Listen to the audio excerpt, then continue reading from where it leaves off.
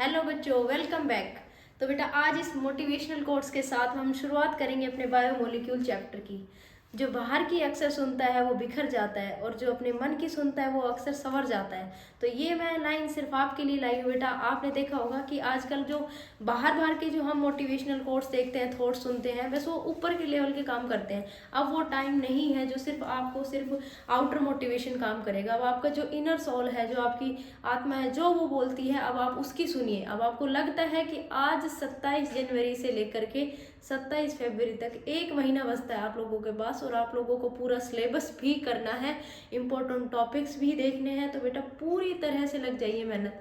1% कसर मत छोड़िए कि जब हम लास्ट में जब रिजल्ट आए ना तो हमें लगना चाहिए यार, सच्ची में गॉड को भी लगना चाहिए कि यार हमने मेहनत करी थी।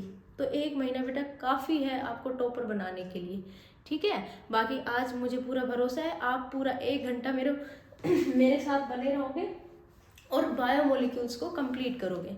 अंडरस्टैंड। तो ज़्यादा टाइम मैं आपका ख़राब नहीं करूँगी, बायोमोलिक्यूल्स की शुरुआत करते हैं। और जो point of view, exam point of view से इम्पोर्टेंट होगा बेटा, हम उसी को डिस्कस करेंगे।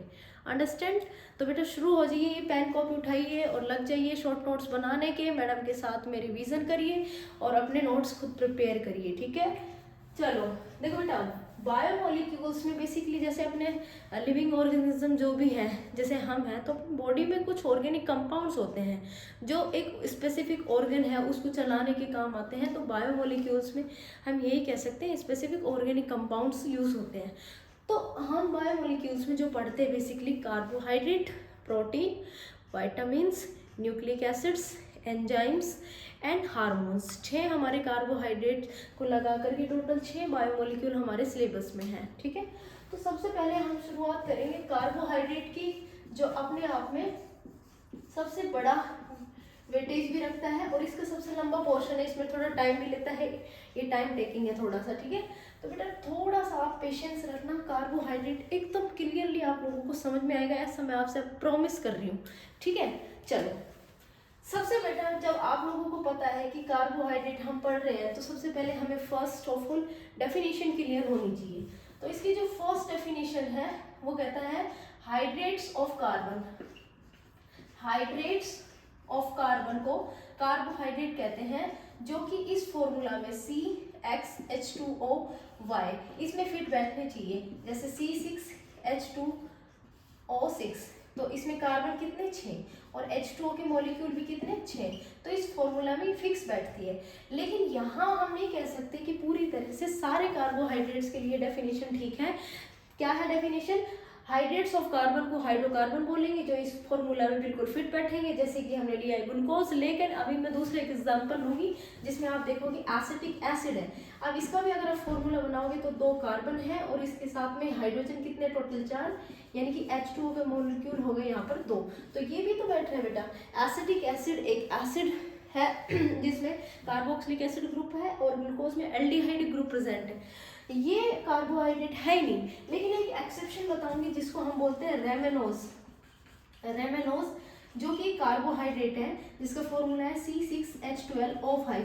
अगर हम इसको इस फॉर्मूला में पुट करेंगे तो ये इस फॉर्मूला में पुट नहीं होगा और 2 हाइड्रोजन एक्स्ट्रा लेफ्ट ओवर बचेंगे। तो यहाँ से ये जो डेफिनेशन है वो रॉन्ग प्रूव हो गई, ठीक है बेटा।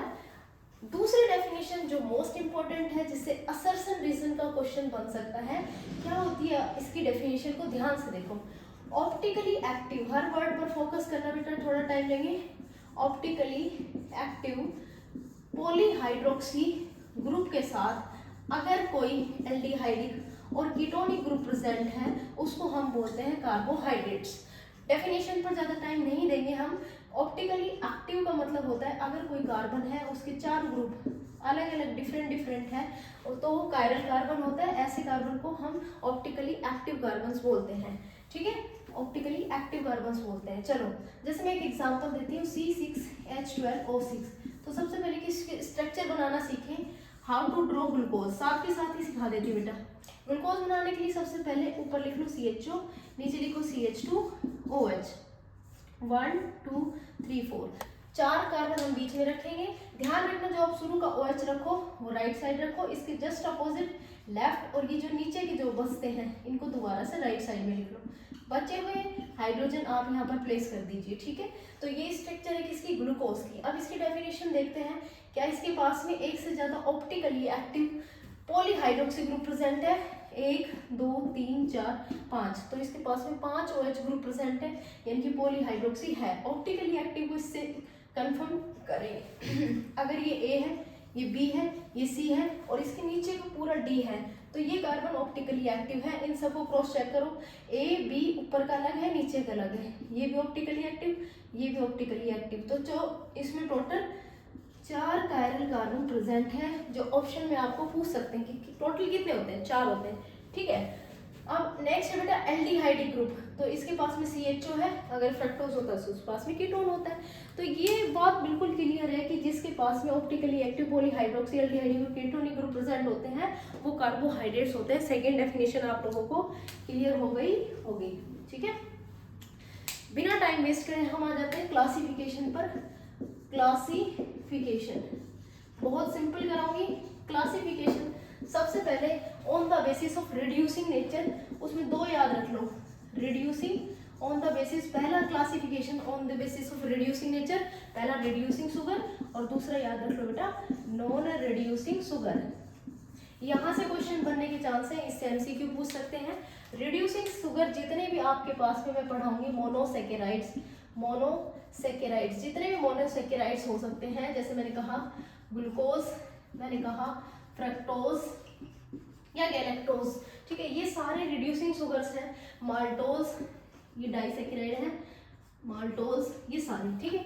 नॉन रिड्यूसिंग शुगर में इकलौती शुगर है जिसको बोलते हो सुक्रोज, क्या बोलते हैं बेटा, सुक्रोज, इसको याद कर लीजिए। क्लासिफिकेशन डन, ये है on the basis of reducing nature. जो दूसरा बेसिस है हमारा on the basis of carbon number, carbon number के हिसाब से। अगर कार्बन 3% है तो ट्राइओस, मैं बेसिकली 5 और 6 का ही बताऊंगी, आपके NCERT की बुक में दे रखे हैं। तो अगर 5 है तो पेंटोस, 6 है तो हेक्सोस। अगर उसमें एल्डिहाइड ग्रुप प्रेजेंट है तो उसको बोलते हैं, और अगर उसमें कीटोनिक ग्रुप प्रेजेंट है, दोनों अगर ग्रुप प्रेजेंट है, जैसे पहले पर देख लीजिए कीटोन ग्रुप और दूसरी तरफ देख लीजिए एल्डिहाइड ग्रुप, जैसे हो गया कीटोहेक्सोज, ज्यादा जल्दी तो नहीं हो रहा, थोड़ा सा रिलेट कर लेना, कीटोहेक्सोज, ठीक है। इसी तरह से एल्डोहेक्सोज, ठीक है बेटा, कीटोपेंटोज, एल्डोपेंटोज, ठीक है। यहाँ तक आप लोगों को कोई दिक्कत है तो आप पूछ सकते हैं। जो अब बताऊंगी उसको बहुत ध्यान से देखना, इसलिए मैं इसको इरेज कर देती हूँ, इस साइड से हम इरेज कर देते हैं। क्लासिफिकेशन नंबर 3, यहाँ से आपका क्वेश्चन बन सकता है, इसलिए मैं फिर से रिपीट कर रही हूँ, इसको ध्यान से देखना बेटा। On the basis of hydrolysis, hydrolysis क्या मतलब है, अगर आप किसी चीज को मतलब कार्बोहाइड्रेट को वाटर में डालते हो और वो अपने सिंपल से सिंपल यूनिट में आगे नहीं टूट सकती है तो उसको हम बोलते हैं मोनोसेकेराइड्स। ओके, क्या बोला मैंने, कोई ऐसी कार्बोहाइड्रेट यूनिट जिसको तुम पानी में डालते हो, जैसे मैंने कहा ग्लूकोज है मेरे पास, ग्लूकोज फॉर्मूला है C6H12O6, जब मैं इसको हाइड्रोलिसिस कराऊंगी, पानी में डालूंगी तो और सिंपल यूनिट्स में नहीं टूटेंगी, उनको हम बोलते हैं मोनोसेकेराइड्स। क्या बोलते हैं बच्चे, मोनोसेकेराइड। तो पहले क्लासिफिकेशन को ध्यान रखना, पहले हमारा आएगा मोनोसेकेराइड, जिसकी कुछ एग्जांपल्स हैं। मोनोसेकेराइड्स में आप कौन कौन से लिख सकते हो, ग्लूकोज, फ्रक्टोज, गैलेक्टोज, इनसे आगे आप इन सिंपल यूनिट्स में नहीं तोड़ सकते हो। दूसरा बेटा ओलिगोसेकेराइड, ओलिगोसेकेराइड्स कई बार डेफिनेशन में भी पूछ लेते हैं। ओलिगोसेकेराइड्स क्या होती हैं, अगर आप हाइड्रोलिसिस करा रहे हो और वो अपने सिंपल यूनिट 2 से लेकर के 10 में टूटती हैं, उनको बोलते हैं ओलिगोसेकेराइड। ओलिगो का हमारा एक एग्जाम्पल बुक में दे रखा है जिसको हम बोलते हैं डाइसेकेराइड्स। क्या बोलते हैं बेटा, डाइसेकेराइड्स। डाइसेकेराइड मतलब 2 यूनिट्स में टूटेगा, सिंपल उसकी 2 ही यूनिट हो सकती हैं, तीसरी पॉसिबल नहीं है। डाइसेकेराइड हम 3 पढ़ेंगे, सबसे पहले पढ़ेंगे हम सुक्रोज, उसके बाद पढ़ेंगे हम माल्टोज और लैक्टोज। अंडरस्टैंड बेटा? बताऊंगी इनकी मोनोसेकेराइड्स यूनिट कौन कौन सी होंगी, कौन कौन से पढ़ेंगे, सुक्रोज, माल्टोज और लैक्टोज। थर्ड इज पॉली, जिसमें बहुत सारे सेकेराइड्स हों, पॉलीसेकेराइड्स, 10 से ज़्यादा, मोर देन 10 और अनकाउंटेबल हो, उसको हम बोलते हैं पॉलीसेकेराइड्स। अब जो भी आपके लेफ्टओवर सिलेबस बचता है, जैसे आपने कहा मैम ग्लाइकोजन किस में आएगा, सेल्यूलोज किस में आएगा, स्टार्च किस में आएगा, वो सारे एग्जाम्पल है पॉलीसेकेराइड के। अब एक छोटा सा क्वेश्चन बता देती हूँ, ग्लाइकोजन के बारे में याद कर लीजिए। ग्लाइकोजन की जो सिमिलर स्ट्रक्चर होगी अमाइलोपेक्टिन जैसी होगी। इसको हम क्या बोलते हैं, इसको हम बोलते हैं एनिमल स्टार्च। ये थोड़ा सा ध्यान रखना बेटा, पूछा जा सकता है, एमसीक्यू में भी पूछ सकते हैं। एनिमल स्टार्च किसको बोलते हैं, एनिमल स्टार्च बोलते हैं ग्लाइकोजन को। अंडरस्टैंड? दूसरी चीज आपसे सेल्यूलोज के बारे में पूछ सकते हैं, सेल्यूलोज के बारे में पूछ सकते हैं। सेल्यूलोज कहाँ प्रेजेंट होता है, जो भी प्लांट सेल की जो वॉल होती है, प्लांट सेल वॉल में सेल्यूलोज प्रेजेंट होता है। अंडरस्टैंड बेटा? क्या है ये, दोनों ही पॉलीसेकेराइड्स है। क्लासिफिकेशन डन, आगे बढ़िए फटाफट से। चलो, अब जब आपने कार्बोहाइड्रेट पढ़ ही लिया है, तो बेटा कार्बोहाइड्रेट्स में हम सिर्फ प्रिपरेशन मेथड पढ़ेंगे, किसका, अल्कोहल का preparation method. I hope you understand. Preparation method सिर्फ किसका पढ़ना है, सिर्फ ग्लूकोज का। किसका पढ़ना है, सिर्फ ग्लूकोज का। दो तरीके से बनाऊंगी, पहली रिएक्शन देखिए बाय स्टार्च और दूसरी रिएक्शन देखिए बाय सुक्रोज। अंडरस्टैंड? दो तरीके से पढ़ेंगे। पहली क्या है, स्टार्च के थ्रू। फॉर्मूला बताओ फटाफट से, कमेंट बॉक्स में कमेंट करो स्टार्च का फॉर्मूला क्या होता है। चलो चलो ये रिएक्शन देखिए, स्टार्च का फॉर्मूला C5H10O5 की अनलिमिटेड n मॉलिक्यूल्स प्रेजेंट है, n नंबर ऑफ H2O में वो डाल दिए गए हैं, हाइड्रोलिसिस करा रहे हैं, तो C6H12O6 की n मॉलिक्यूल्स, अनलिमिटेड मॉलिक्यूल्स हमें मिलेंगे। अंडरस्टैंड? तो ये हमें मिल गया ग्लूकोज। क्या मिल गया बेटा, ग्लूकोज। डन। चलो आगे बढ़ते हैं, सुक्रोज। सुक्रोज का फॉर्मूला क्या होता है, सुक्रोज का फॉर्मूला होता है C12H22O11। क्या करना है हमने, H2O में डिसॉल्व करना है, जैसे पानी में डालेंगे C6H12O6, C6H12O6 में टूट जाएगा। यहाँ से दो चीज प्रिपेयर हो गई, एक को बोलते हैं हम ग्लूकोज, फॉर्मूला सेम है, स्ट्रक्चर डिफरेंट है, और दूसरे को हम बोलेंगे फ्रक्टोज। अंडरस्टैंड और नोट, प्लीज नोट डाउन करो। ठीक है, ये हो गया बेटा प्रिपरेशन मेथड। चलो वेरी नाइस, आगे बढ़ते हैं। अब बहुत मजेदार क्वेश्चन आएगा, और यहाँ पर बहुत सारे जो जिसके पास में भाई मेडिकल है वो समझ जाते हैं, उन्होंने 11th में पढ़ा है, बट जिनके पास नॉन मेडिकल है उनका स्ट्रक्चर का थोड़ा इशू होता है, उनको स्ट्रक्चर काफ़ी लंबे टाइम तक समझ में नहीं आती। बट मैं तुमसे प्रॉमिस करती हूँ अब तुम्हें इसके बाद प्रॉब्लम फेस नहीं करनी पड़ेगी। ठीक है, चलो सबसे पहले हम पढ़ेंगे स्ट्रक्चर ऑफ ग्लूकोज। मैं पहले केमिकल रिएक्शन नहीं कराऊंगी, स्ट्रक्चर ही कराऊंगी। क्या पढ़ेंगे हम सबसे पहले, स्ट्रक्चर ऑफ ग्लूकोज। दो तरह की पढ़ेंगे बेटा, एक तो होगी ओपन और दूसरी होगी क्लोज्ड। क्लोज्ड कह सकती हूँ, क्या मैं कह सकती हूँ साइक्लिक, या कह सकती हूँ होवर्थ प्रोजेक्शन। मतलब हम ये सारी चीजें इसमें पढ़ेंगे। ठीक है, क्या क्या पढ़ेंगे, एक तो पढ़ेंगे ओपन, दूसरी पढ़ेंगे होवर्थ प्रोजेक्शन और साइक्लिक स्ट्रक्चर।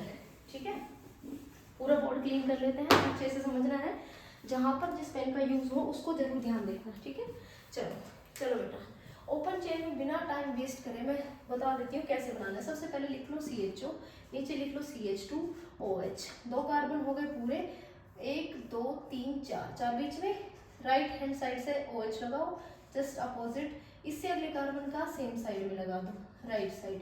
ठीक है बेटा, लगा दिए, ये स्ट्रक्चर हमारी कंप्लीट। अब बसते हैं हाइड्रोजन हाइड्रोजन हाइड्रोजन हाइड्रोजन।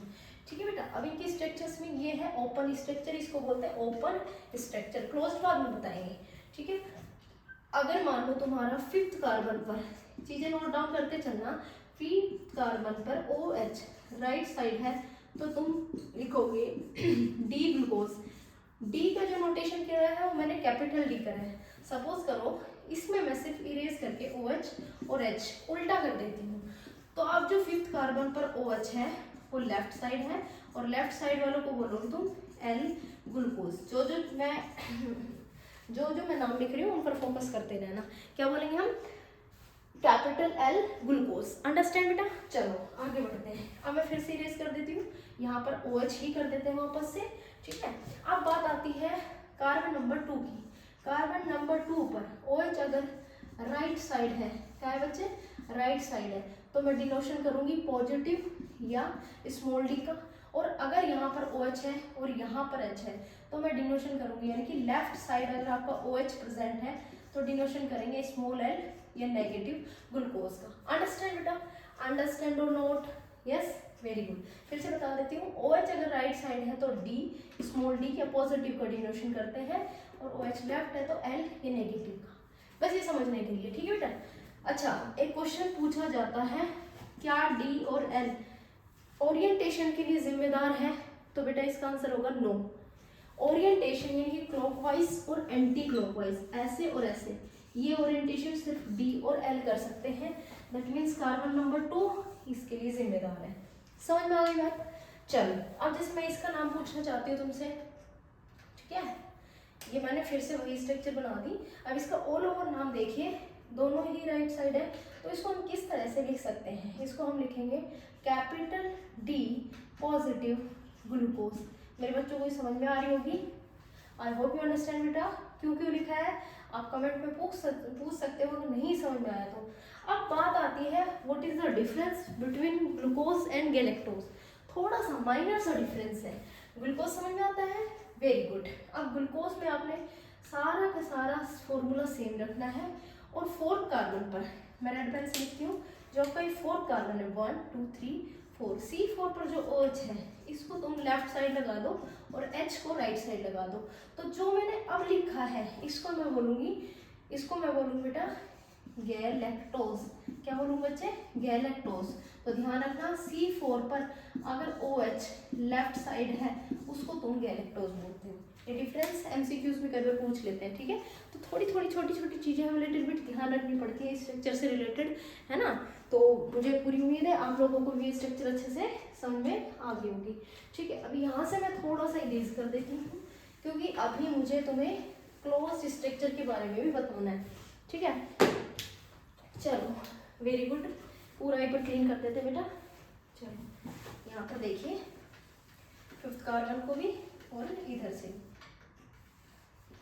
चलो क्लोज स्ट्रक्चर में क्या करना है आपने? 1 2 3 4 एंड 1 2 3 4 5 6 OH एंड H। चलो बेटा देखो मैं बता देती हूँ होता क्या है। बेसिकली क्लोज स्ट्रक्चर बनती कैसे है, मतलब साइक्लिक स्ट्रक्चर बनती कैसे है। अल्कोहल और एल्डिहाइड दोनों ही ग्रुप क्या है बेटा, जैसे मैंने कहा कि ये है कार्बोनिल कंपाउंड। ध्यान से देखना कैसे रिएक्ट करते हैं। तो इसके ऊपर पार्शियली नेगेटिव चार्ज होता है, इस पर पार्शियली पॉजिटिव, तो ये R इसके ऊपर अटैक करता है, ठीक है। और ये जो H पॉजिटिव है इस ऑक्सीजन के ऊपर अटैक करता है। तो इसमें भी एल्डिहाइड और अल्कोहल दोनों ग्रुप प्रेजेंट है, तो यहाँ पर भी ये वाली रिएक्शन हो सकती है, ठीक है। लेकिन अब दिक्कत आती है यहाँ भी OH, यहाँ भी और यहाँ भी, तो कौन से कार्बन के साथ में जुड़े? तो बेटा जितनी ज़्यादा साइक्लिक मेंबर्ड रिंग बनेगी उतनी ज़्यादा उसकी स्टेबिलिटी बढ़ेगी।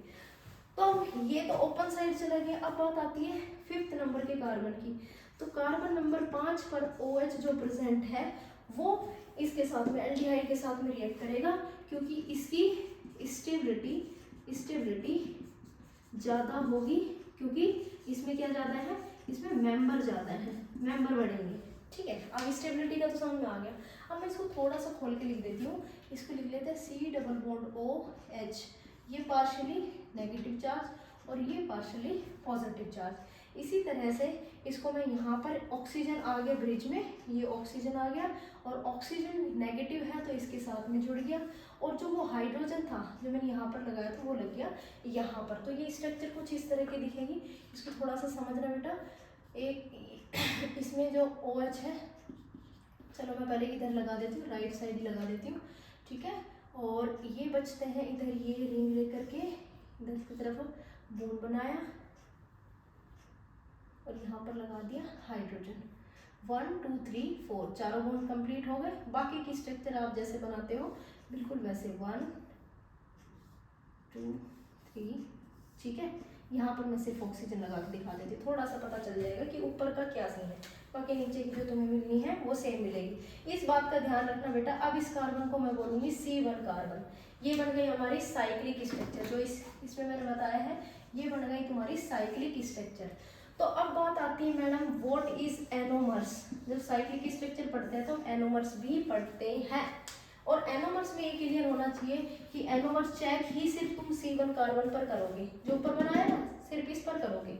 अच्छा क्या होते हैं, अगर मान लो तुम्हारा OH राइट साइड है या फिर लेफ्ट साइड है, कहाँ है, या तो राइट साइड है या लेफ्ट साइड है, तो उसको तुम बोलोगे, जो राइट साइड है उसको अल्फा एनोमर, और जो दूसरा है उसको बोलोगे बीटा एनोमर्स। तो मान लो मेरा ये OH राइट साइड है, तो इसका जो नया नाम पड़ा है साइक्लिक स्ट्रक्चर में, जो इसका नाम पड़ा है उसको मैं बोलूंगी अल्फा ग्लूकोज। मेरे बच्चों को समझ में आई बात? समझ में बेटा? Very good. क्या बोलेंगे हम? Alpha glucose. वेरी गुड बेटा। अब बात आती है मैम, जब हम इस साइक्लिक प्रोजेक्शन का होवर्थ प्रोजेक्शन बनाते हैं, उसमें कई बार आपने देखा होगा कि आप लोगों के साइक्लिक जो स्ट्रक्चर है वो बनाने के लिए आती नहीं है। होवर्थ में कैसे पता करें कि कहाँ C1 है कहाँ नहीं है? तो ग्लूकोज का होवर्थ प्रोजेक्शन हर बच्चे को बनाना आना चाहिए, बहुत इंपॉर्टेंट है, और जो कि हम इसी से कॉपी करते हैं। होवर्थ प्रोजेक्शन ने क्या किया, एक पायरेन नाम का कंपाउंड लिया, पायरेन नाम का कंपाउंड लिया, ठीक है। इस पायरेन की हेल्प से ग्लूकोज की साइक्लिक स्ट्रक्चर ड्रॉ करी। कैसे करी, आप लोग कैसे करोगे वो देख लो। सबसे पहले ऑक्सीजन बनाना और एक कार्बन हटा करके बेंजीन जैसी स्ट्रक्चर बना लेना। ये लो, बन गई बेंजीन जैसी स्ट्रक्चर। अब इनमें बॉन्ड ड्रॉ कर दो, ठीक है, सभी कार्बन पर बॉन्ड्स बना दो। अब जो बॉन्ड बनाया है इसमें इसको नंबरिंग दे दो C1, इसको C2, इसको C3, इसको C4, इसको C5, और ऊपर वाला जो होगा उसको C6। अंडरस्टैंड बेटा? अब जो तुम्हारा C1 है उसको उठा लीजिए। देखो C6 क्या है आपका, CH2OH, तो इसमें तो कंफ्यूज होने की जरूरत नहीं है। पांचवें कार्बन का ऑक्सीजन हम लिख चुके हैं ऑलरेडी। अब बचता क्या है इसका, हाइड्रोजन, तो उसको ऑब्वियस बात है इधर की तरफ लिख लीजिए पहले। डन।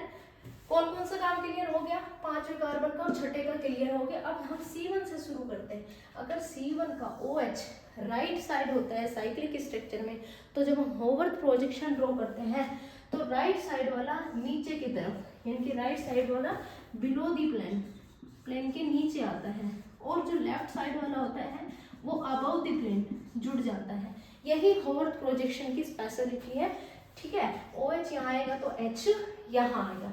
अब दूसरा वाला भी राइट साइड है तो वो भी बच्चे इधर ही जुड़ेगा, नीचे ही जुड़ेगा, H यहाँ। अब जो तीसरी कार्बन का है वो OH इधर है और H इधर है। जो फोर्थ का है अगेन वो OH इधर है और H इधर है। इसका पूरे का नाम क्या बोलेंगे हम, C1 का OH अगर बिलो दी साइड है तो वो कौन सा एनोमर है, अल्फा एनोमर, और इसका नाम होगा अल्फा ग्लूकोज।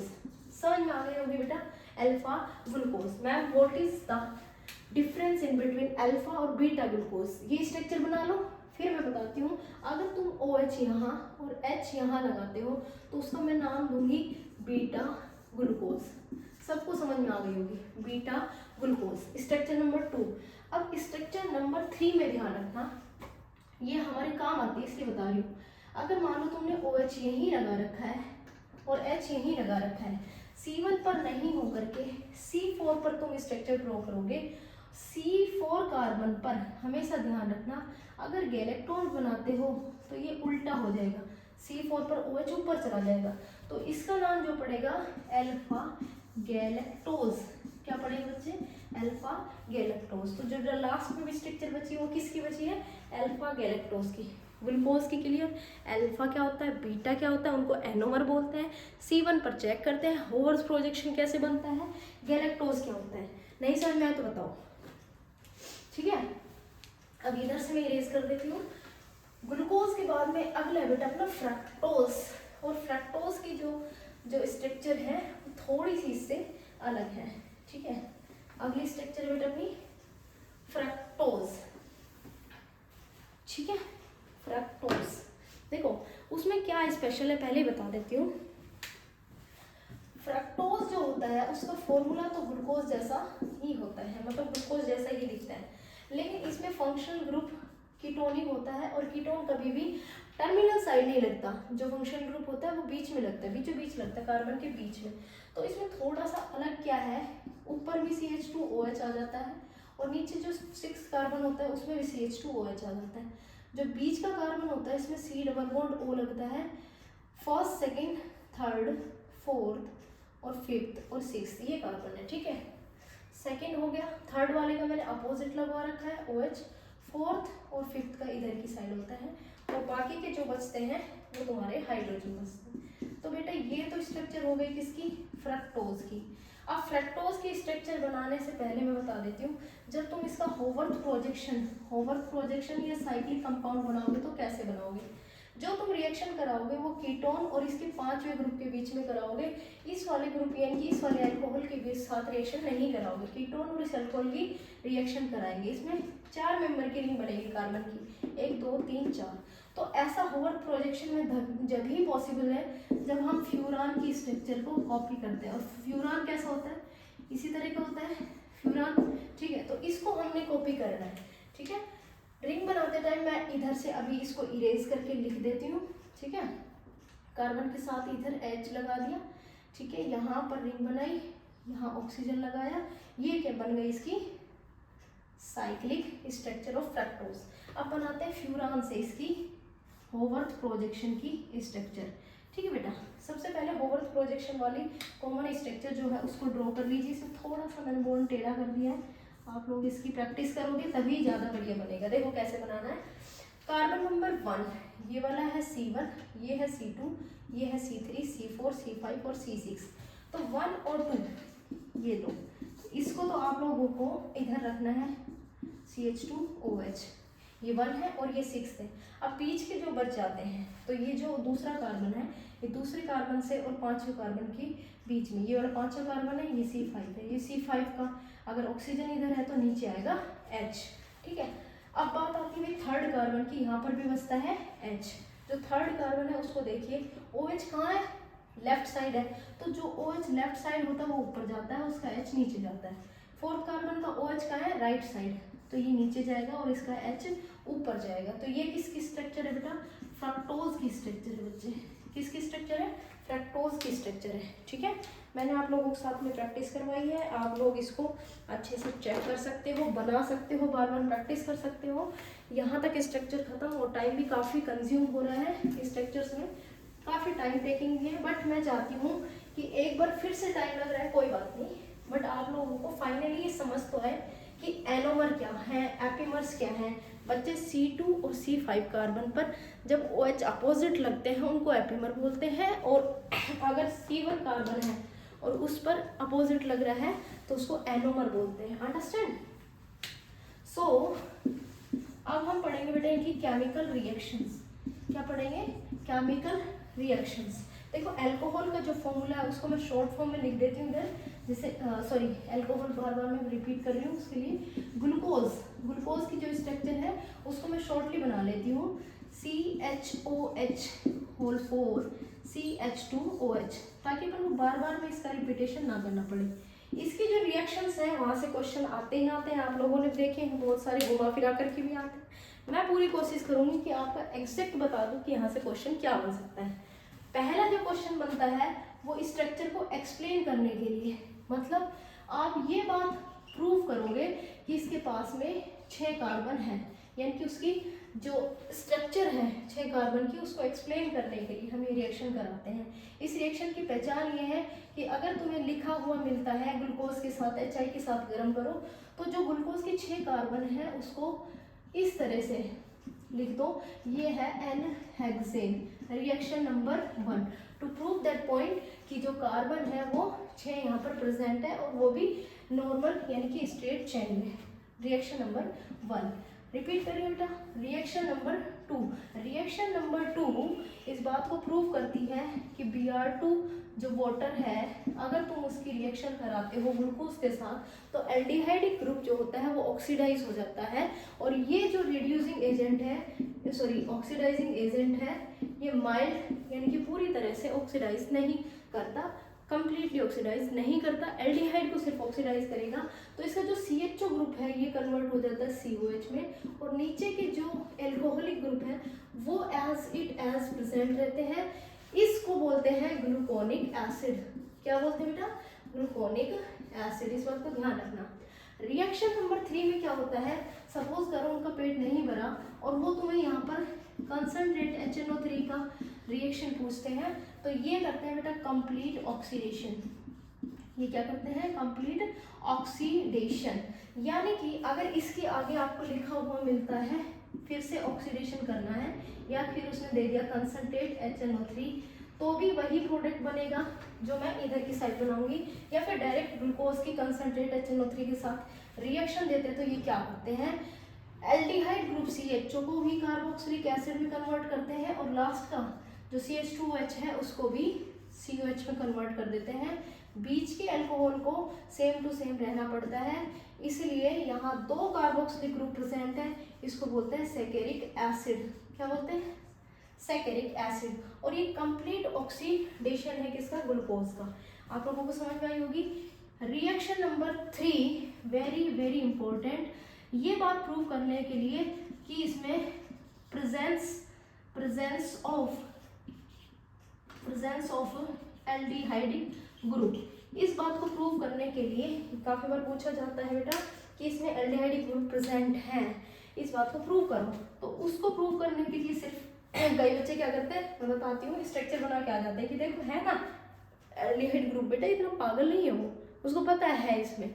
वो आपसे रिएक्शन मांगता है कि या तो तुम हाइड्रोक्सिल अमाइन के साथ रिएक्शन करके दिखाओ, या साइनोहाइड्रिन यानी कि HCN के साथ में रिएक्शन करके दिखाओ। पागल नहीं बेटा, आप लोगों को पता है न्यूक्लियोफिलिक एडिशन रिएक्शन एल्डिहाइड देता है जो इन दोनों के साथ में पॉसिबल है। अब आप कहोगे कि मैम पूरी रिएक्शन, बेटा यहाँ से यहाँ तक कोई चेंज मत करना, ठीक है। अब मैं सिर्फ इसी का करके दिखाऊंगी। जैसे कि जो CHO है, अगर मैं इसको खोल के लिखूँ तो ऐसे लिख सकती हूँ C+OH, तो इसके ऊपर नेगेटिव चार्ज और इसके ऊपर पॉजिटिव चार्ज आता है। ऐसे हाइड्रोक्सिल अमाइन की जब हम रिएक्शन कराते हैं तो हाइड्रोक्सिल अमाइन में जो आगे के H हैं वो इस ऑक्सीजन के साथ में विदा ले लेते हैं, और OH है वो इसके साथ में जुड़ जाता है। Understand and got it? तो फाइनल प्रोडक्ट हम ये कह सकते हैं CH तो यही रहेगा, डबल बॉन्ड भी यही रहेगा, नाइट्रोजन और ऑक्सीजन जुड़ जाएगा, जिसको तुम बोलोगे, ये जो मैं बना रही हूँ लास्ट में 4CH2OH, इसको बोलते हैं बच्चे ऑक्सिम।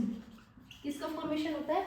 ऑक्सिम का फॉर्मेशन होता है। हाइड्रोक्सिल अमाइन रिएक्ट करती है इसके साथ। ऐसे ही अगर HCN की बात होती है तो HCN में भी अगर तुम देखोगे CH डबल बॉन्ड O, तो यहाँ पर इसका नेगेटिव चार्ज, इस पर पॉजिटिव, इस पे नेगेटिव, इस पे पॉजिटिव, इन दोनों के साथ में इसको जोड़ेंगे तो यहाँ पर नेगेटिव के साथ पॉजिटिव और यहाँ पर CN जुड़ जाएगा।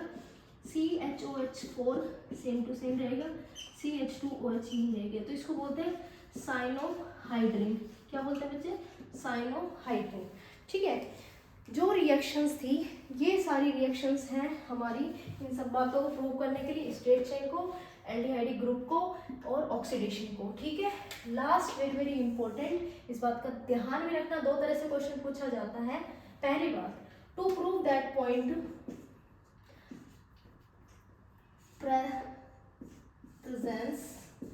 presence of 5 polyhydroxy group. क्या कहना चाह रही हूँ बेटा? 5 OH ग्रुप प्रेजेंट है। इस बात को प्रूव करने के लिए हमें एक रिएक्शन करानी पड़ती है। उस रिएक्शन को हम कराते हैं एसिडिक एनहाइड्राइड के प्रेजेंस में, जिसका फॉर्मूला क्या होता है? CH3 C+O COCH3 पेंटा एसीटेट इसमें प्रोडक्ट बनता है। बता देती हूँ कैसे बनता है। पेंटा एसीटेट में जो H है उसको गायब कर दीजिए, और जो ये ग्रुप है, ये जो H दिख रहा है ना, ये वाला जो H है ये इसके साथ में जुड़ जाएगा और एसिटिक एसिड बाहर हो जाएंगे। कितने? 5। अब बचता है ये पॉजिटिव। फिर मैडम इस पॉजिटिव को कहाँ जोड़े? इस ऑक्सीजन के साथ में जोड़ दीजिए, नेगेटिव के साथ में जोड़ो। ऐसे 5 बार हमें करना है, तो हमारा जो प्रोडक्ट बनेगा उसमें CHO में कोई चेंज नहीं आएगा। जहाँ एल्कोहल लगे हुए हैं, यहाँ तक तो मैं पुराना ही लिखती हूँ CH2O। ठीक है, ये तो पुराना ही है क्योंकि मैंने हाइड्रोजन गायब करना है। नया जो जुड़ा है वो देखो COCH3 3। ठीक है बेटा, इसको बोलते हैं पेंटा एसीटेट।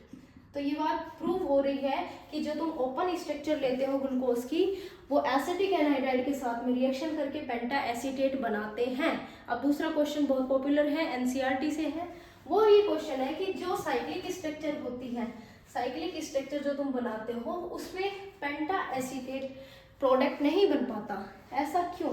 तो आप उसमें एक यही आंसर करना, उसमें आप लोगों को पता है कि जो OH है, जो यहाँ पर जो OH है वो इसके साथ साइक्लिक रिंग बना लेता है, इसलिए जो साइक्लिक जो स्ट्रक्चर होती है वो पेंटा एसीटेट नहीं बनाती और ओपन स्ट्रक्चर पेंटा एसीटेट बनाती है।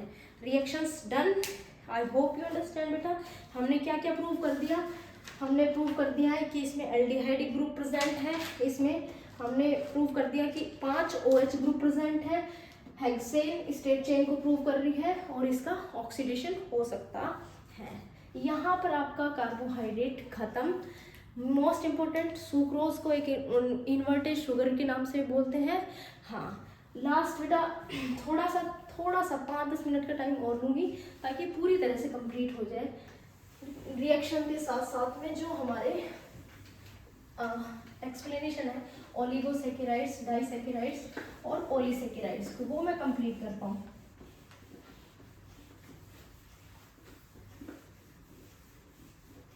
चलो फिर से मैंने पूरा बोर्ड इरेज कर दिया, इसका मतलब मैं काफ़ी अभी थोड़ा सा टाइम लेने वाली हूँ, पेशेंस रखना बेटा। चलो बेटा, अब हम प्रूव करेंगे इस बात को कि जो हमने डाइसेकेराइड्स पढ़े हैं, डाइसेकेराइड्स पढ़े हैं, एक्चुअल में उनकी स्ट्रक्चर्स क्या है और वो दिखते कैसे हैं, कौन सा उनमें लिंकेज होता है, कैसे उसमें एमसीक्यूज बन सकते हैं। तो डाइसेकेराइड में सबसे पहले मैं प्यारा सा लेके चलूँगी एग्जाम्पल, सुक्रोज। सुक्रोज फॉर्मूला होता है C12H22O11। पहला क्वेश्चन फॉर्मूला क्या होता है, ये होता है सुक्रोज 2 मोनोसेकेराइड यूनिट से मिलके बना होता है। First is glucose and second is fructose. क्या होता है बेटा, सेकंड, फर्स्ट क्या है ग्लूकोज और दूसरा है फ्रक्टोज। ठीक है, लास्ट बेटा जो इसमें लिंकेज होता है वो बहुत इंपॉर्टेंट है। ग्लूकोज में अगर आप लिंकेज पढ़ रहे हो तो उसको बोलते हैं ग्लाइकोसिडिक लिंकेज। क्या बोलते हैं बच्चे, ग्लाइकोसिडिक लिंकेज, वो भी मैं बताऊंगी कैसे, ग्लाइकोसिडिक लिंकेज।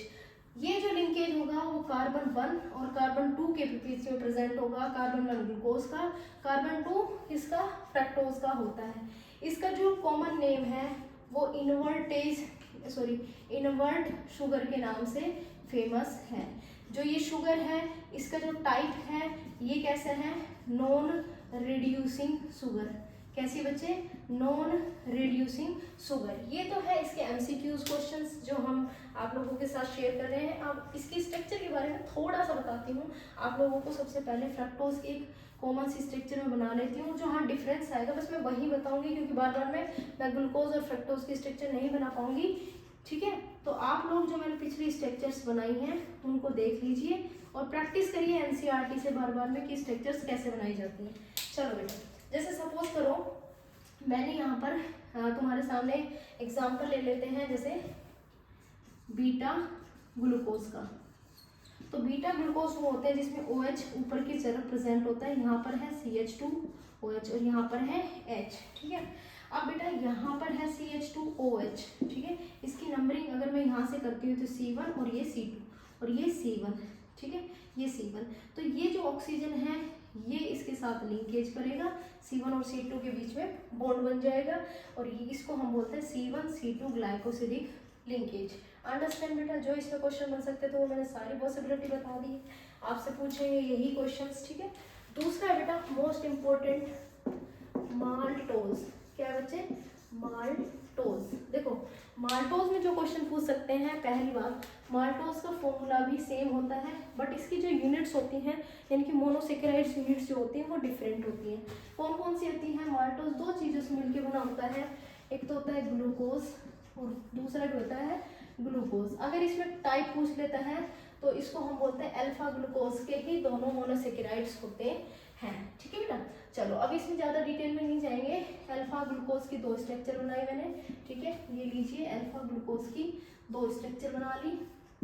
अल्फा की पहचान मैंने तुम्हें बता रखी है, बाकी सब सेम है। अल्फा का अगर OH राइट साइड लगता है तो हमें इसमें मिलेगा नीचे की तरफ, ठीक है। कहाँ मिलेगा? नीचे की, राइट वाला नीचे मिलेगा। तो ये कार्बन नंबर 1 पर तुम्हें नीचे मिलेगा, ठीक है। और जो तुम्हारे यहाँ था कार्बन नंबर 4 पर, वो भी राइट साइड था, तो यहाँ पर भी OH प्रेजेंट होगा। दोनों को रिएक्शन होगी तो यहाँ पर एक ग्लाइकोसिडिक लिंकेज बनेगा। इसका C1 और इसका C4, इस अल्फा ग्लूकोज का C1 और इस अल्फा ग्लूकोज का C4 आपस में लिंकेज करेंगे, इसलिए इसको बोलते हैं C1 C4 glycosidic linkage present है। और इसमें जो सेकेराइड मोनोसेकेराइड्स है वो अल्फा ग्लूकोज प्रेजेंट है, ठीक है। थर्ड वन बेटा लैक्टोज, इसको हम मिल्क शुगर के नाम से जानते हैं, इसका कॉमन नेम है मिल्क शुगर, ठीक है। मिल्क शुगर, इसमें पूछते हैं कि इसकी मोनोसेकेराइड्स कौन कौन सी हैं, तो ध्यान रखना लैक्टोज दो चीज़ों से मिलकर बना होता है। एक मोस्ट पॉपुलर है ग्लूकोज और दूसरा है बेटा गैलेक्टोज। ग्लूकोज एंड गैलेक्टोज दोनों इसकी मोनोमर यूनिट्स हैं, मोनोसेकेराइड्स हैं।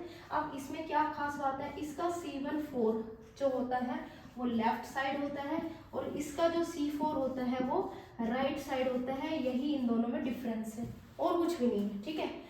ऐसा होने की वजह से क्या होता है, जो स्ट्रक्चर होती है उसमें थोड़े से कुछ चेंजेस आ जाते हैं और जिगजैग टाइप का मोशन तुम्हें शो होगा। देखो ध्यान से देखो, अगर मान लो C4 का मैंने गैलेक्टोज बनाया है, अगर ये C4 है और इसका OH ऊपर निकल रहा है और इसका OH अल्फा ग्लूकोज का OH नीचे लग रहा है, ठीक है। अल्फा ग्लूकोज का OH नीचे लग रहा है, तो यहाँ पर ये दोनों एक दूसरे के अपोजिट हो गए, ये ऊपर है ये नीचे है। तो ऐसे में जो लिंकेज होगा वो कुछ इस तरह का दिखेगा। जब ये दोनों आपस में लिंकेज शो करेंगे तो वो कुछ इस तरह का दिखेगा, बीच में ऑक्सीजन और यहाँ पर, तो ये जिगजैग टाइप का दिख रहा है। तो यही डिफरेंस है बेटा, बाकी की आपकी स्ट्रक्चर इसमें सेम मिलेगी। किसकी बेटा? लैक्टोज की, मिल्क शुगर के नाम से जानते हैं। कौन कौन सी? अल्फा ग्लूकोज और गैलेक्टोज दोनों मिलकर के बनाते हैं लैक्टोज शुगर, ठीक है। अब यहाँ पर डाइसेकेराइड खत्म, आप लोग इसके नोट्स बना लीजिए, शॉर्ट नोट्स बनाते चलिए। Next one is polysaccharides. जो पॉलीसेकेराइड्स में क्वेश्चंस बन सकते हैं वो मैं बता देती हूँ। पॉलीसेकेराइड्स बहुत सारे सैक्रिफाइसेस ये कर रहे हैं, लास्ट में बिल्कुल लास्ट में नंबर आ रहा है पॉलीसेकेराइड्स का।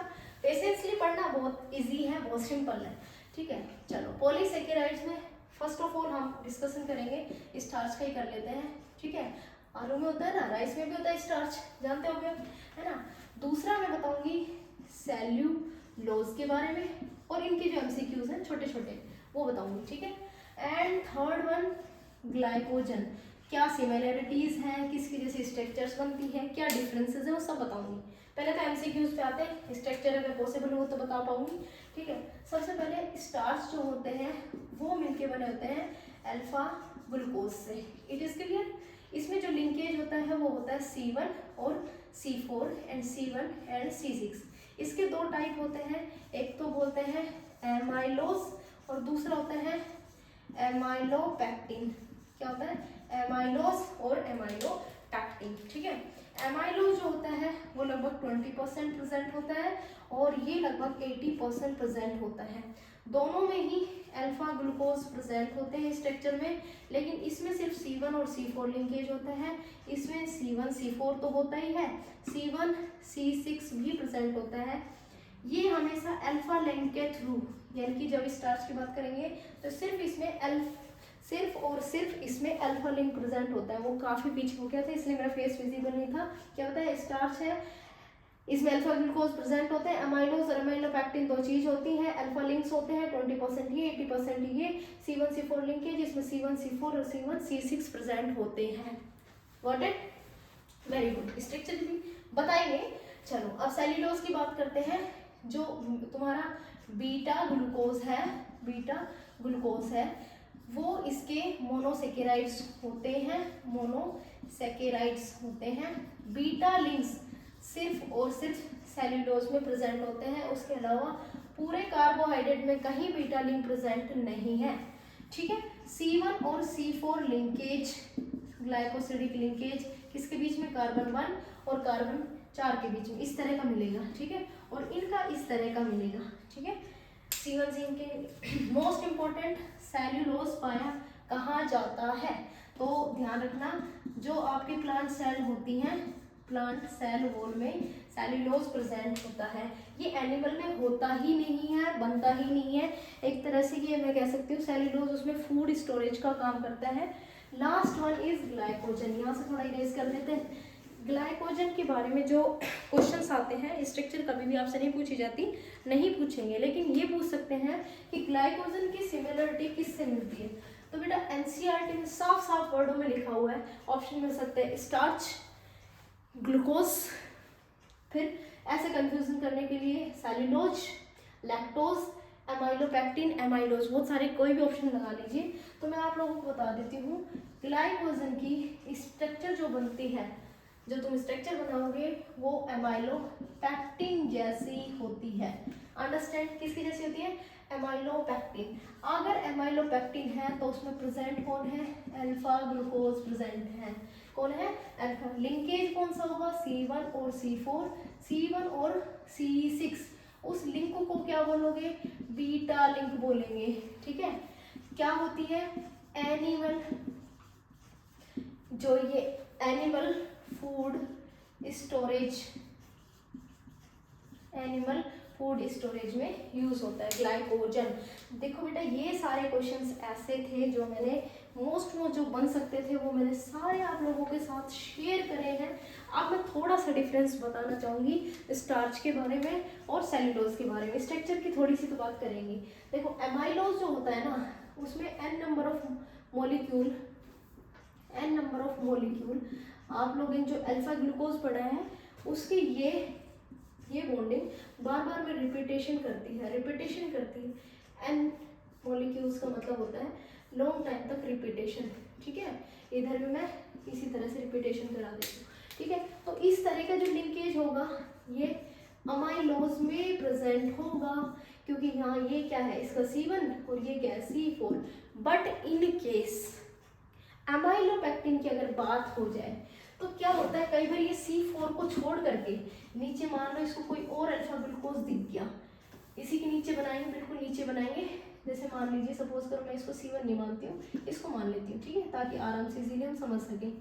और इसके नीचे CH2OH 6 कार्बन प्रेजेंट है, ठीक है, 6 कार्बन प्रेजेंट है, तो ये स्ट्रक्चर रहेगी हमारी अल्फा ग्लूकोज की। तो जो छठा कार्बन आपको जो ऊपर की साइड दिखता है ना, जो ये ऊपर की तरफ दिखता है, इसमें ये आपस में क्या कर लेते हैं, यहाँ पर लिंकेज बना लेते हैं बेटा, इसीलिए ये C1 और C6 का लिंकेज बोला जाता है अमाइलोपेक्टिन में, ठीक है। सेल्यूलोज में क्या होता है, होते तो सारे इस तरह से हैं, लेकिन नीचे की तरफ जैसे एक तरह से जिगजैग टाइप की लाइन बनती जाएगी, ये जिगजैग टाइप का, इसके बाद फिर इसके बाद, ठीक है। ये आपको एनसीईआरटी में क्लियरली विजिबल हो जाएंगे, वहाँ पर आप स्ट्रक्चर देख सकते हो। बट अपने क्वेश्चन ज़्यादातर यहाँ से आते हैं क्योंकि छोटे क्वेश्चन बनते हैं, तो स्ट्रक्चर आपसे प्रैक्टिस नहीं करवाते।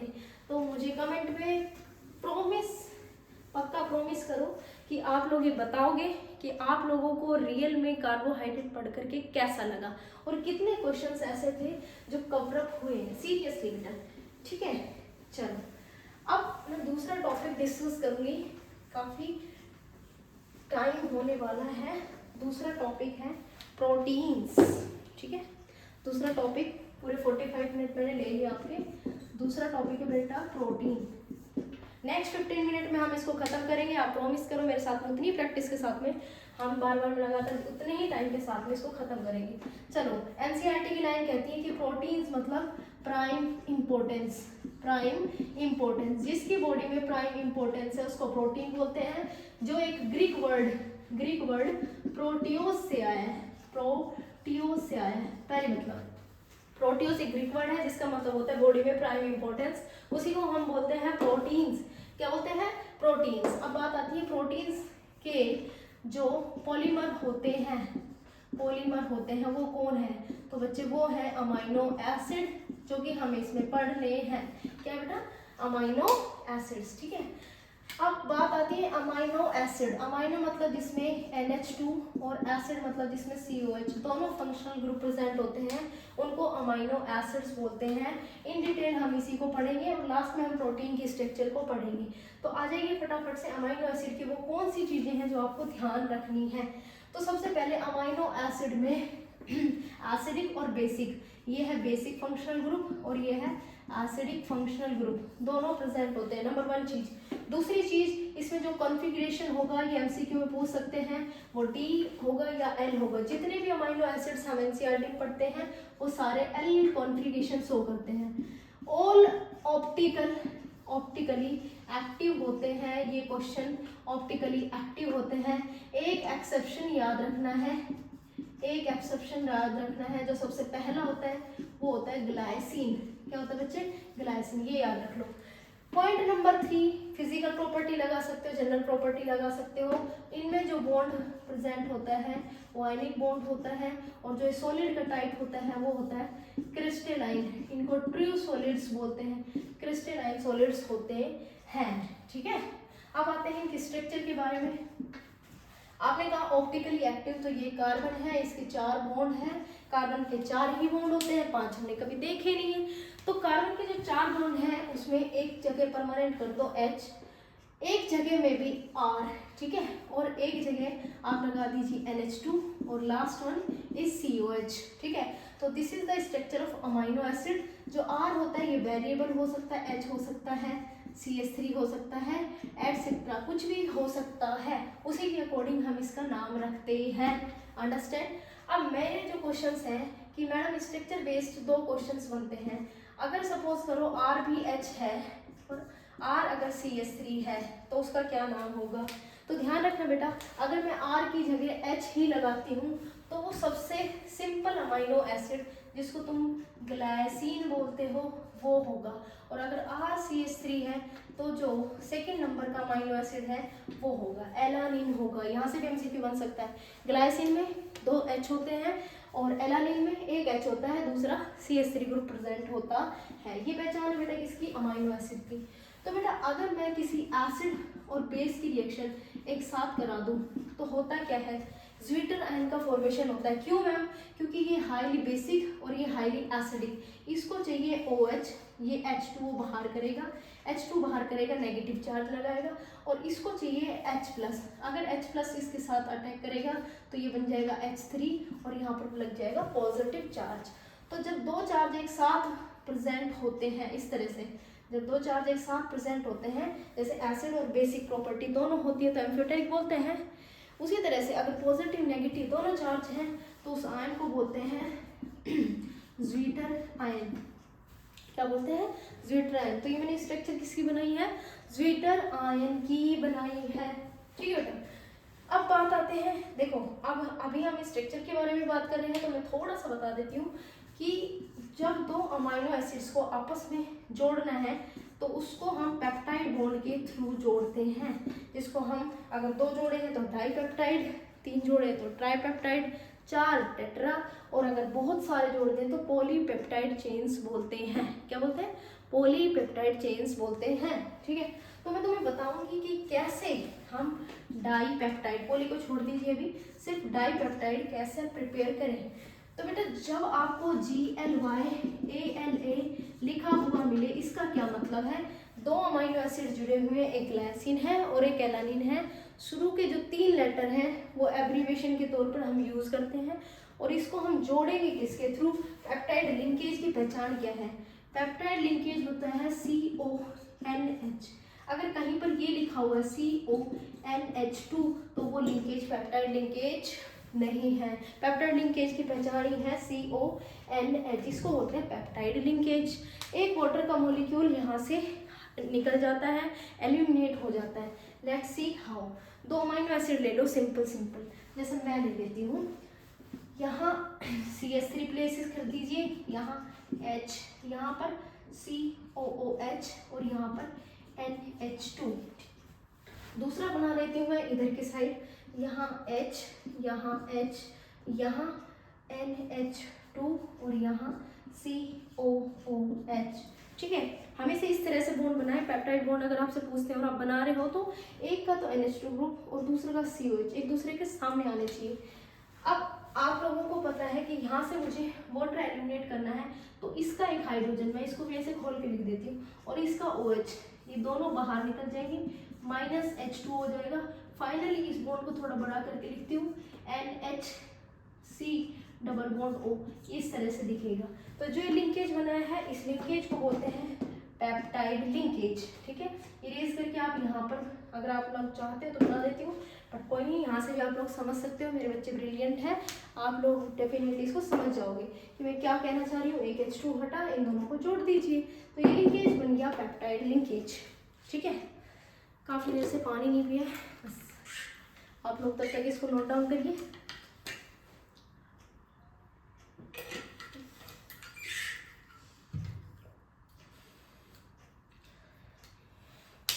चलो बेटा आगे बढ़ते हैं।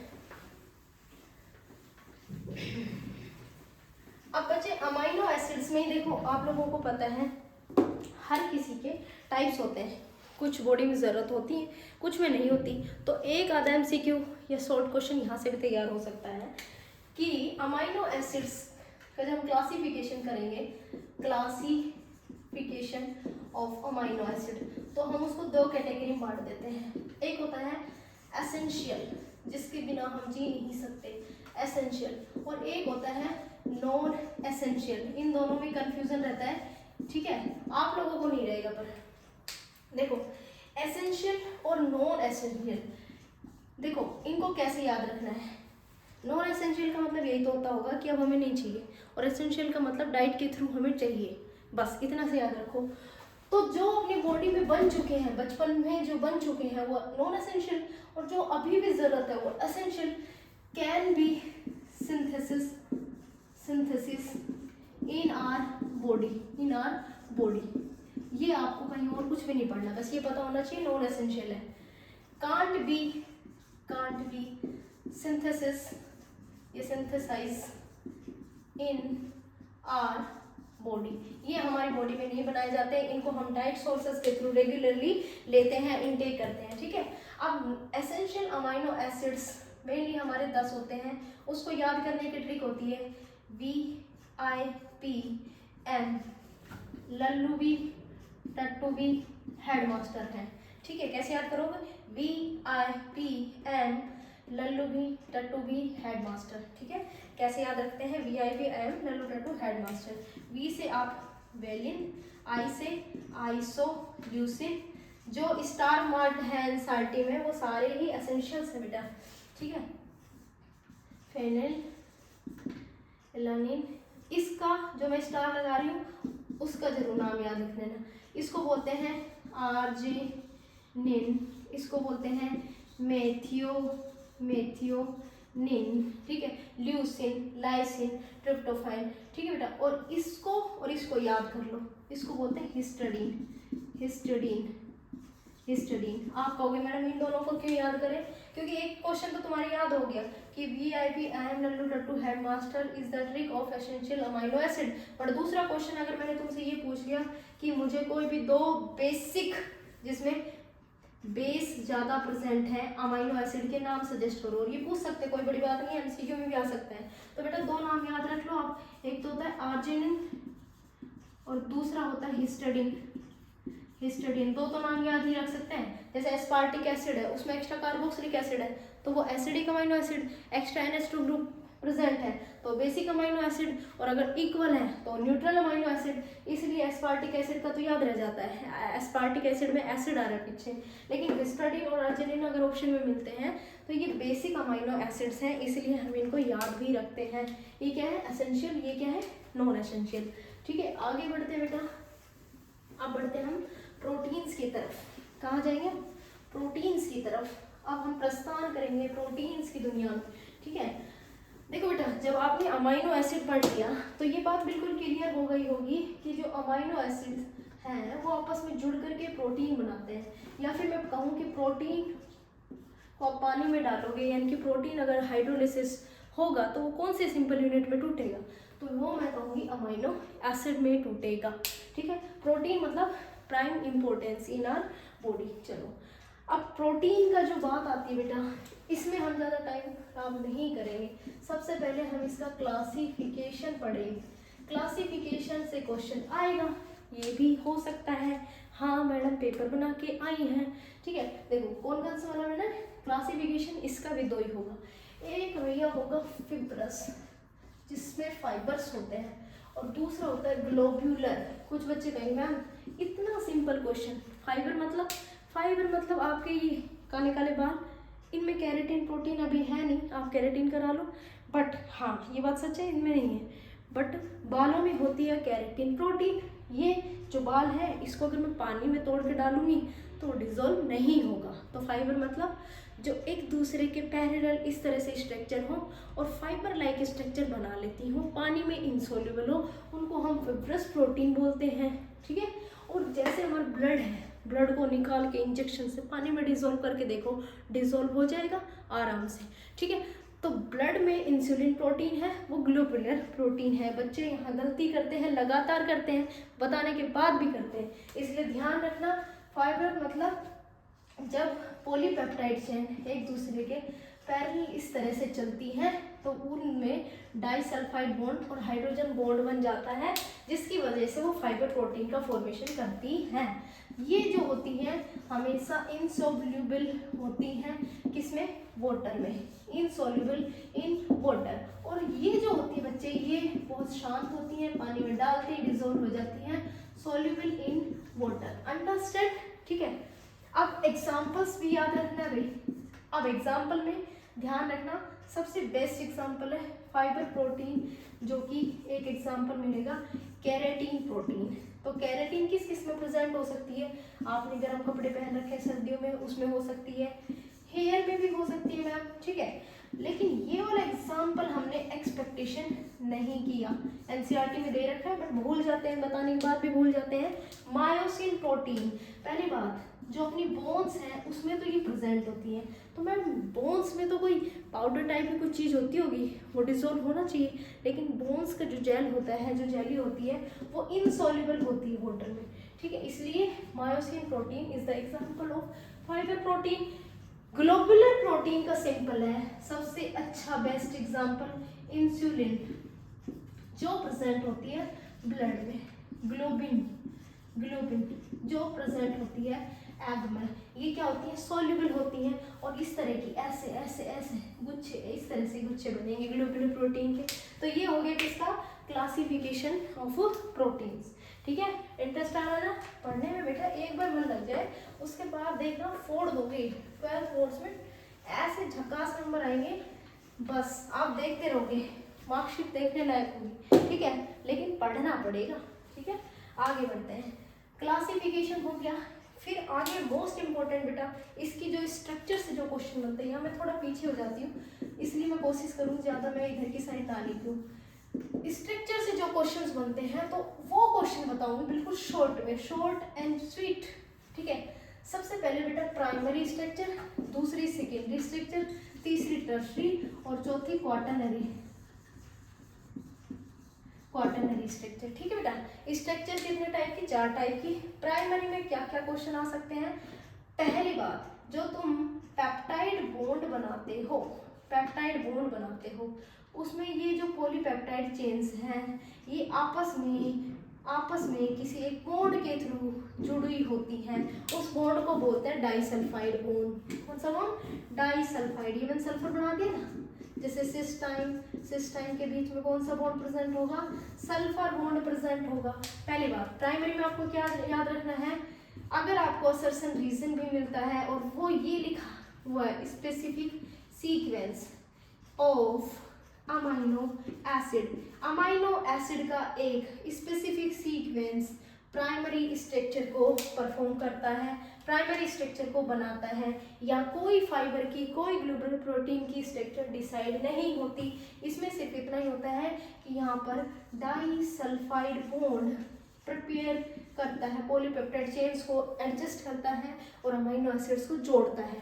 ये बिल्कुल प्राइमरी स्ट्रक्चर है, ठीक है, बिल्कुल प्राइमरी, इस तरह से जैसे मैंने अकेली निकाल दी। यहाँ से क्वेश्चन इतना ही आएगा कि डाइसल्फाइड बॉन्ड कहाँ बनता है सबसे पहले, प्राइमरी में, ठीक है। सेकेंडरी स्ट्रक्चर, और सेकेंडरी स्ट्रक्चर के दो टाइप, एक तो होता है अल्फा हेलिक्स और दूसरा होता है बीटा प्लेटेड। काफ़ी टाइम हो गया ना, बस थोड़ा सा टाइम और लूँगी, लास्ट 5 मिनट्स और लूँगी, फिर आपका प्रोटीन खत्म कर दूँगी। राइट हैंडेड स्क्रू लाइफ, मतलब राइट हैंड है और इस तरह से आप घुमाओगे तो ये अल्फा हेलिक्स बनेगी, और अल्फा हेलिक्स के बीचों बीच, अब आप लोगों को पता है, एक तो मैं पॉलीपेप्टाइड चेन को बिल्कुल सीधा खींच दूँ तो उसमें कोई अट्रैक्शन ही नहीं होगा, लेकिन अगर मैं उसको कोयल की तरह छोड़ देती हूँ तो थोड़ा सा अट्रैक्शन तो होगा ना। तो जो अट्रैक्शन होगा ना वो एक्चुअल में CONH, किसी दूसरे CONH के साथ में हाइड्रोजन और ऑक्सीजन का अट्रैक्शन होगा। तो इस वजह से जो डाइसल्फाइड बॉन्ड प्रेजेंट था, उसके अलावा यहाँ पर जो ब्लैक कलर में बना रही हूँ, हाइड्रोजन बॉन्ड और बनने लग जाएगा, हाइड्रोजन बॉन्ड का एडजस्टमेंट हो जाएगा। और इसको तो हम देख सकते हैं सिर्फ 3D में, और इसको हम देख सकते हैं 2D में, इस तरह से। इसमें भी क्या बनेगा, हाइड्रोजन बॉन्ड। तो हाइड्रोजन बॉन्ड का फॉर्मेशन होता है सेकेंडरी स्ट्रक्चर में। इस बात को ध्यान रखना बेटा, कहाँ होता है, सिर्फ और सिर्फ सेकेंडरी स्ट्रक्चर में स्टार्ट होती है हाइड्रोजन बॉन्ड का फॉर्मेशन, ठीक है। नेक्स्ट वन इज 3 डिग्री या टर्शरी स्ट्रक्चर। इसमें जो क्वेश्चन बन सकता है वो होता है कि भाई वंडर वॉल फोर्सेस कहाँ एग्जिस्ट करते हैं सबसे पहले, तो वो टर्शरी में करते हैं। बताती हूँ क्यों। जो आपने ये हेलिक्स बनाई है इसको घुमा दीजिए इस तरह से। अब आप लोगों को पता है डाइसल्फाइड बॉन्ड बन ही चुका, हाइड्रोजन बॉन्ड बन ही चुका। अब जो ये कॉइल्स हैं जो एक दूसरे के पास हैं, ये वाली और ये वाली, ये वाली, ये वाली, ये भी तो अट्रैक्ट करेंगी ना। तो इनमें वीक अट्रैक्शन फोर्स जो है वो जनरेट होगा। जैसे उसमें जनरेट होगा तो एक force, weak force, wonder wall force, ये वर्क करने लग जाएगा। तो एक तो इसमें वंडर वॉल फोर्स आता है, दूसरा इसमें हाइड्रोजन बॉन्ड जो ऑलरेडी एग्जिस्ट हो चुका है, तीसरा इसमें डाइसल्फाइड बॉन्ड भी बनने लग जाता है, और थोड़ा थोड़ा इलेक्ट्रोस्टैटिक फोर्स भी जनरेट होता है। इसलिए अगर क्वेश्चन में आता है ना कि टर्शियरी मेसिन में कौन सा बॉन्ड बनता है, तो वही सारे बनते हैं इसमें, ठीक है। इन चारों के अलावा अगर कोई और दे रखा है तो काट दो, कोवलेंट लिख रखा है तो काट दो, इतना सा ध्यान रखना बेटा, ठीक है। और अगर ये पूछते हैं कि इनमें से वंडर वॉल फोर्स किस में बनता है, तो प्राइमरी में नहीं बनता, सेकेंडरी में नहीं बनता, टर्शरी में बनता है, ठीक है। अब बात आती है इसकी, भाई जब इनकी स्ट्रक्चर्स को अच्छे से बना लेते हो, तो अगर वो इस तरह से पैरेलल जुड़ रही है एक दूसरे के, तो यहाँ से डिसाइड होती है कि वो फिब्रस प्रोटीन होगी। और वो इस तरह से जा रही है ना, इस तरह से जा रही है, तो यहाँ से डिसाइड होगा कि वो ग्लोबुलर प्रोटीन होगी। यही डिसाइड होता है, उससे पहले नहीं होता, ठीक है। अब हम क्या करते हैं, जो ऊन का गुच्छा होता है ना, जो वूल्स लाते हैं और स्वेटर्स बुनते हैं, तो उसमें अगर मुझे अच्छे से ओवरलैप करना आता है और हेलिक्स को मैं अच्छे से मिला देती हूँ, तो ये होती है बेटा quaternary stage. This is the last stage of protein structure. ये बिल्कुल लास्ट स्ट्रक्चर होती है प्रोटीन स्ट्रक्चर की, यहाँ पर इसकी स्ट्रक्चर खत्म, ठीक है। चलो आगे बढ़ते हैं, छोटे छोटे क्वेश्चन आपको कवर करवा रही हूँ, ज़्यादा टाइम नहीं लेंगे, ठीक है। अब एक छोटा सा मेरा क्वेश्चन है तुम लोगों से, वो है डीनेचुरेशन के ऊपर। मैम आप हमसे क्वेश्चन क्यों पूछ रहे हो, ठीक है बेटा, इसलिए पूछ रहे हैं क्योंकि डीनेचुरेशन का क्या है कि हमें ना पॉइंट ही नहीं पता डीनेचुरेशन मतलब क्या है। डीनेचुरेशन का मतलब होता है कि अगर आपने कहीं पीएच, थोड़ी सी पीएच घटा, थोड़ा सा मतलब दही ज़्यादा डाल दिया दूध जमाते टाइम, ठीक है, थोड़ा सा टेम्परेचर ज़्यादा कर दिया, गर्मियों में दही सही नहीं जमता, सर्दियों में नहीं जमता, तो हम क्या कहते हैं कि वो चीज़ है ना जिसमें प्रोटीन प्रेजेंट होती है, प्रोटीन खराब होने लग जाती है। तो दो फैक्टर काम करते हैं, तो पीएच और दूसरा टेम्परेचर। तो इसकी वजह से जो इफेक्ट आता है प्रोटीन में, जो खराब होती है, उसको बोलते हैं डीनेचुरेशन ऑफ प्रोटीन। यहाँ से भी 1 मार्क का क्वेश्चन पिछले 2 मार्क का क्वेश्चन पिछले साल में पूछा गया है, और आप लोग भी अवेयर रहें क्योंकि कई चीज़ रिपीटेडली आती हैं, ठीक है। तो डीनेचुरेशन ऑफ प्रोटीन सिर्फ 2 रीजन से होता है, एक पीएच चेंज और एक टेम्परेचर चेंज। तो मेरा क्वेश्चन तुमसे ये है बेटा, मुझे ये बताओ, अगर आपने दही को रख दिया और बाहर 3-4 दिन के लिए रखा था, तो आपने देखा कि 3-4 दिन बाद उसके ऊपर लेयर सी बन गई, वो पूरा खराब हो गया, तो मुझे ये बता सकते हो एग्जैक्टली कि वो कौन सी लेयर है या वो कौन सी स्ट्रक्चर है प्रोटीन की जो डिफॉर्म नहीं होगी, जो खराब नहीं होगी, प्राइमरी, सेकेंडरी, टर्शियरी, क्वाटरनरी। आप लोग सोचो पहले, देखो बेटा, हम जनरली ये सोच लेते हैं प्राइमरी सबसे पहले, दूसरी बाहर, फिर उसके अंदर तीसरी। नहीं, तीसरी लेयर जो मैंने कोयल, जो मैंने बताया था गुच्छा, उसको हम खोलेंगे तो वो तो फोर्थ स्टेज है, फिर खोलेंगे तो सेकंड टर्सरी बिगड़ेगी, फिर उसके बाद में हम थोड़ी उसमें एडजस्टमेंट करेंगे तो एक कोयल हेलिक्स इस तरह से मिलेगी, वो सेकेंडरी होगी। बट जो अमाइनो एसिड की बिल्कुल पॉलीपेप्टाइड चेन होती है ना, वो कभी डिफॉर्म नहीं हो सकती, इसलिए जो प्राइमरी स्ट्रक्चर होती है वो डीनेचुरेशन से अफेक्ट नहीं होती। ठीक है, तो इसका क्वेश्चन ध्यान रखना, कौन सी स्ट्रक्चर है वो, प्राइमरी स्ट्रक्चर डिफॉर्म नहीं होगी, या प्राइमरी स्ट्रक्चर का डीनेचुरेशन पॉसिबल नहीं है और सबका पॉसिबल है। ये एमसीक्यू बनता है इसलिए मैंने बताया आप लोगों को। ठीक है, एक छोटा सा क्वेश्चन और है, पीएच और temperature. So what is coagulation, तो हम क्या कहेंगे, this is the denaturation of egg. Egg का डीनेचुरेशन क्या है, कोएगुलेशन ऑफ प्रोटीन। कई बार तुमने सुना होगा ब्लड क्लोट कर गया, ब्लड की क्लोटिंग हो गई, तो ये भी किसका एग्जांपल है बेटा, डीनेचुरेशन प्रोटीन का। तो आज के इस लेक्चर में आपने पूरे वन शॉट में जो कवर कर पाए हैं वो टॉपिक कार्बोहाइड्रेट और प्रोटीन है, जिसमें से आपको कोई डाउट नहीं होगा। बेटा अगर डाउट है तो आप कमेंट कर सकते हो, और आप लोगों को क्या बेटर लगा आप वो मुझे ज़रूर बताएं, और ऐसे मेरे साथ वीडियोज़ में बने रहें। Thank you so much.